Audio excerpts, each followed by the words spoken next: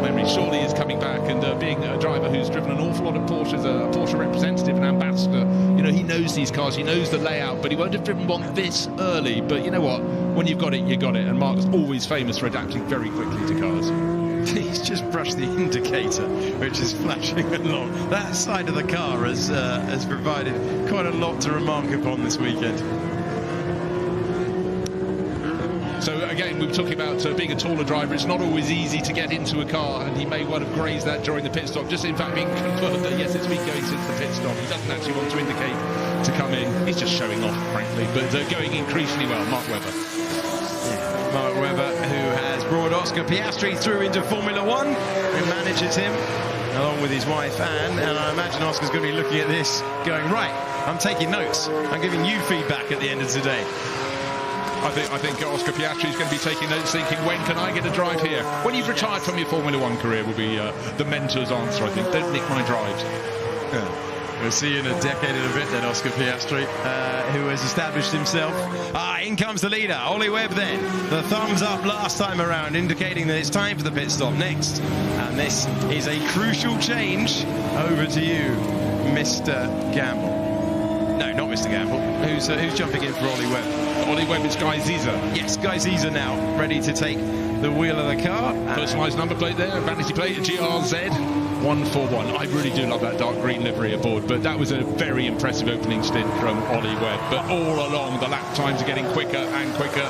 Another lap in the 133s from Andrew Jordan. He's up to 4th place overall, but with those ahead needing to make their pit stops, one has yet to come in, but 777 is in stationary in the pit stop. David Virschelbergen has come in 411. We're waiting for 87 as well, which is Michael Blakemolen, fleetingly a Grand Prix driver in the mid-1970s, to come in and complete, make it quarret. But there is the leader, car number 9, streaking through 99. The two cars that pitted really early, it's worked for them. They've put their quicker driver in second, and their first and second as the others come out into 3rd place, but only for a nanosecond goes Guy Ziza. The car that was 4th is now 3rd, because 77 is coming through with George Gamble adapting very quickly indeed. They came in the reversed order on the same lap, but just quickly out of the pits, and 77 is ahead of 77777. Easy for you to say. And Gamble now goes past. But that's a change of lead then. That is a significant moment. And Andrew Jordan's electrifying pace. Like just wonderful to watch him. Just at one with this car. And this is a real treat now. He's worked his way to the head of the field. And the car that was at the front a long time ago has finally worked their way back there. And the 911 from 1965 is streaking clear. And a quick pronunciation check. We've been banging on. Thank you very much, Marcus Pye. Guy Ziza is not, it's Guy Zizza, because Marcus said he told me himself, and from the horse's mouth we will take it. But he's up at the sharp end of the field in 4th place overall, and George Gamble just passed him as they came out of the pits there, 4th and 3rd. The first two, it's 9 and 99. It's Andrew Jordan setting an electric pace, 1 minute 33, 1 minute 33 in car number 9. Just not quite as fast. The driver who went 2nd in 99, we think it's Phil Quaife in 2nd, 1 minute 34 flat. So 2nd quickest driver in the pack at the moment. No one's got an answer to Andrew Jordan out front at the moment. It's 2.7 seconds. It was 2 seconds last time around. He's in a league of his own. And that must have been another brush at the pit stop, because his indicator's going as well. Either way. So Gamble behind the wheel, Andrew Jordan behind the wheel. Then we believe it's Quaife in 2nd place. Then it's Gamble, and it's Ziza in 4th. And the top 5 completed by the Butcher Paul entry. And in fact, the fact that an awful lot of our timing screen has got the last lap as being the fastest lap means a lot of the crews did put their faster driver in 2nd. So all the pit stops are complete. No, but that yes, the Bailey car has not served its pit stop. Pit window's still open though, so they can do what they wish. That's Marshall Bailey and Tim Bailey, but they weren't among the quick runners. All the quick runners have made their stops. But what we need to know is 9 is leading from 99, so it's Andrew Jordan setting electric laps, a new fastest lap of the race, 1 minute 33.1 last time around for Andrew Jordan. That puts him 2.7 seconds clear of Phil Quaife in 99. 12 minutes ago, we've seen lots of late twists all the way through today. We've seen things be in the balance right until the end, time and time again. This is the Smith and Bryant entry. This is one of our 901s in the field. And just looking down the times of those at the front end of the field, Guy Zizza, we mentioned, took over from Ollie Webb. He unfortunately is not lapping at the pace that Ollie was. Well, that wasn't to be expected, but anyhow, he's in 4th place at the moment in the treble 7, but I'm afraid that is going to be one that does start to go in the opposite direction to progress. Yeah, definitely a chance for plenty out there to gain on. I think Butcher and Paul and Mark Webber will be fancying an improvement. Webber currently running in 6th position. Will have their attentions on the 777 entry. Now let's go back now. This is further back, and the 88 is taking a slightly longer route. Not the only one. Bit of late evening grass trimming going on there, but everyone able to recover to it.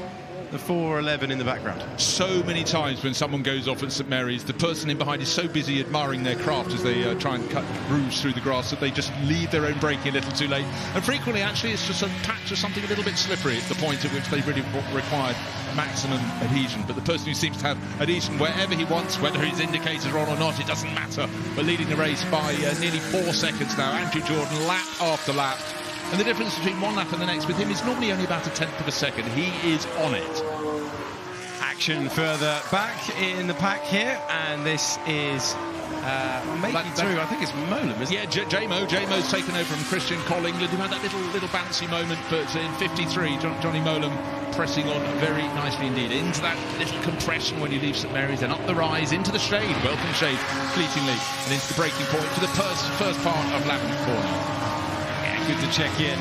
Very distinctive livery, and there's a lot out there, but the Shell livery on that car making its way round. It's now a 5.8 second gap at the head of the field.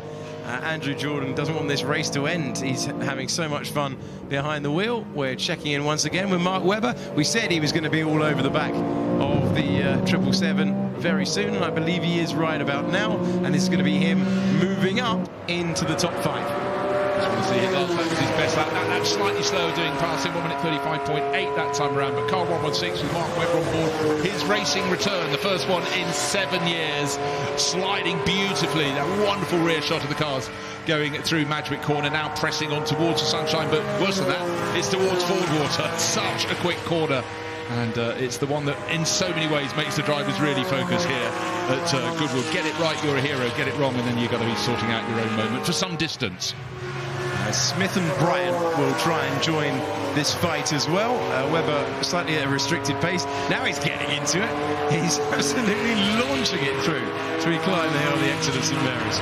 Well done for picking out Ollie Bryant in car number 64, because that is 7th on the track at the moment, but he's the 2nd fastest driver out there. Ollie Bryant always so quick in so many things, famously in AC Cobras around here, but so many others besides. So this race far from over, 9.5 minutes remain, but I don't think anyone is going to catch Andrew Jordan leading the race. But certainly Mark Webber, he could gain the 4 seconds to catch George Gamble. Let's wait and see. But in fact, that said, last time around Gamble was slightly faster in 4th place. We're understandably focusing on the 9-time Grand Prix winner, man who contended for the title all the way to the final race of the season in 2010, and he is having fun out there. This is really great to see, but unfortunately that isn't. Off the road goes the 15 and the 22. Yeah, they were running in 14th, well, certainly number 15 with Langlard on board, taking it over from Patrick Long, David Danglard, and it was quite hard to see who did what to whom, and number 15 giving for the biggest of spins. That was Danglard, 22 as well, rotating around, and that was probably Saif Assam. Just trying to double check who started that car. Yeah, Carsten LeBlanc started, so Saif Assam going for a rotazione. And rejoining. We can see the tyre mark on the right rear flank of that car. Oh, sorry, the left rear flank from the driver's point of view. Yeah, get to work on that as soon as it parks up in 8 minutes and 14 seconds time.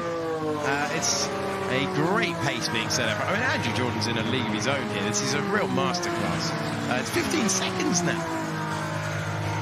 Yeah, well, that's quite extraordinary. And I'm trying to debate where exactly the leaders were when those cars went spinning at St Mary's, because certainly if all you have is a cloud of tyre smoke, you're necessarily going to come off, because at that point you're already committed. You're at the outer bounds of physics as you try and get between the first part of St Mary's and the second. The last thing you need to do is adapt your line. However, 15 seconds, that is monstrous. Great performance as we looked at the 777 under